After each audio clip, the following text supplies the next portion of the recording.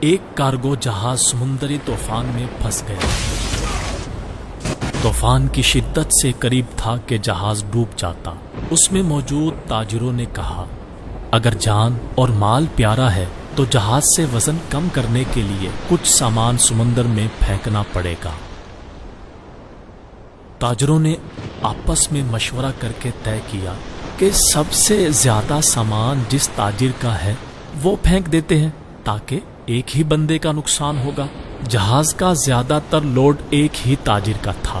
اس نے اعتراض کیا کہ صرف میرا سامان کیوں؟ سب کے مال میں سے تھوڑا تھوڑا پھینک دیتے ہیں۔ انہوں نے زبردستی اس نئے تاجر کو سامان سمیت سمندر میں پھینک دیا۔ سمندر کی موجیں اس کے ساتھ کھیلنے لگی۔ اسے اپنی ہلاکت کا یقین ہو گیا اور وہ خوف کی وجہ سے بے ہوش ہو گیا۔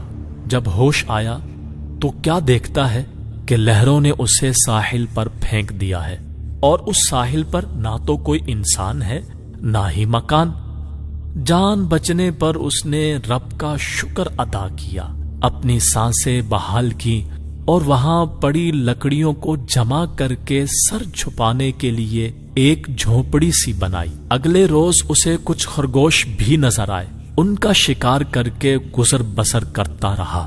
ایک دن ایسا ہوا کہ وہ کھانا پکا رہا تھا کہ اس کی جھونپڑی کو آگ لگ گئی۔ اس نے بہت کوشش کی مگر آگ پر قابو نہ پا سکا۔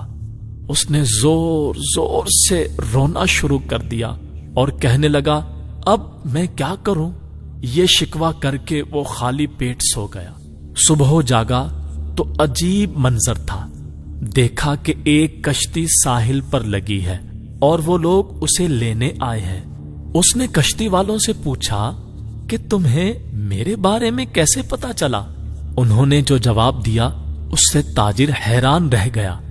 کشتی والوں نے کہا کہ ہمیں پتا تھا کہ یہ ساحل غیر آباد ہے، لیکن دور سے دھواں اٹھتا ہوا نظر آیا تو سمجھے شاید کوئی یہاں پھنسا ہوا ہے جسے بچانا چاہیے، اس لیے ہم تمہارے پاس آئے۔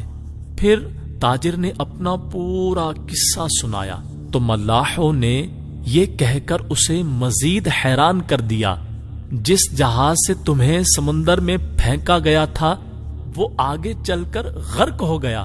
یہ سن کر تاجر سجدے میں گر گیا، رب کا شکر ادا کرنے لگا اور کہا کہ پاک ہے وہ ذات جس نے مجھے بچانے کے لیے تاجروں کے ہاتھوں سمندر میں پھینک دیا۔